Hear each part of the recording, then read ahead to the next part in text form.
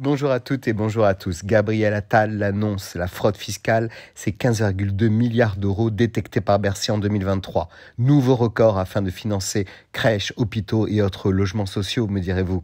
Si seulement c'était vrai. Les effets d'annonce encore et encore. En effet, les mises en recouvrement de fraude fiscale ont atteint 15,2 milliards d'euros en 2023, ce qui est un résultat historique, mais pour combien dans nos caisses?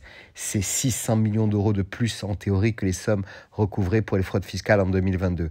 Alors les moyens d'action, c'est déjà l'augmentation de 25% des contrôles fiscaux et le nombre de perquisitions fiscales qui a augmenté de 30%. Augmenter la pression sur les fraudeurs, les vrais aurais-je tendance à rajouter, plutôt qu'augmenter les impôts sur les Français. Le gouvernement espère encore augmenter le recouvrement à l'avenir. Pour cela, Gabriel Attal a promis d'une part de renforcer le moyen humain d'ici à 2027. Dans la fraude fiscale, 281 agents ont été recrutés l'an dernier et 350 le seront en 2024. L'intelligence artificielle également, l'arme de Bercy, qui au travers de Google Maps a détecté 140 000 piscines non déclarées et a adressé en automatique des courriers de redressement ou qui scrutent vos réseaux sociaux pour mieux appréhender où l'on déclare vivre et depuis où on sirote un moscomule à longueur d'année. Le diable est partout. Il parie aussi sur un alourdissement des sanctions grâce à des mesures votées dans le budget 2024. Depuis le 1er janvier, ceux qui incitent à frauder sont punis de 2 ans de prison et d'une amende de 30 000 euros. Et ceux qui proposent des schémas de fraude en ligne sont punis de 5 ans de prison et 500 000 euros d'amende. Et oui, n'est pas fiscaliste qui veut. Et le TikToker qui propose de créer sa société dans un paradis fiscal ou l'ouverture d'un compte bancaire au soleil loin de sa résidence va bientôt être encore plus traqué.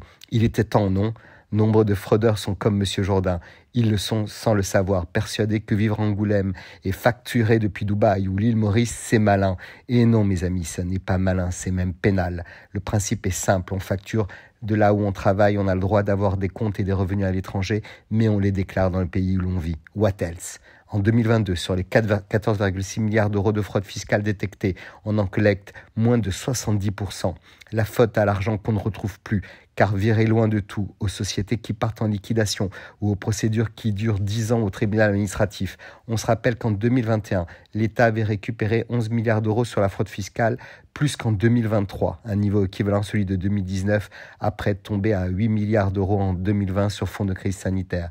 Côté fraude sociale, le chef du gouvernement veut recruter 1000 agents d'ici 2027, Mazette, et a annoncé rehausser les objectifs de redressement URSSAF à 5,5 milliards d'euros sur le quinquennat contre 5 milliards précédemment. Et si on récupérait ces montants de condamnation, on cite par exemple plus d'1 milliard de fraude au travail dissimulée pour seulement 80 millions d'euros qui rentrent dans les caisses. Alors détecter c'est bien, encaisser c'est mieux. Pourquoi ne pas être plus indulgent envers les entrepreneurs qui sont en vraie difficulté et à qui on réclame des pénalités pour quelques heures de retard et poursuivre les fraudeurs, les vrais, ceux qui ruinent le pays sans jamais rien construire. En voilà une riche idée, non les amis. Très belle semaine à tous.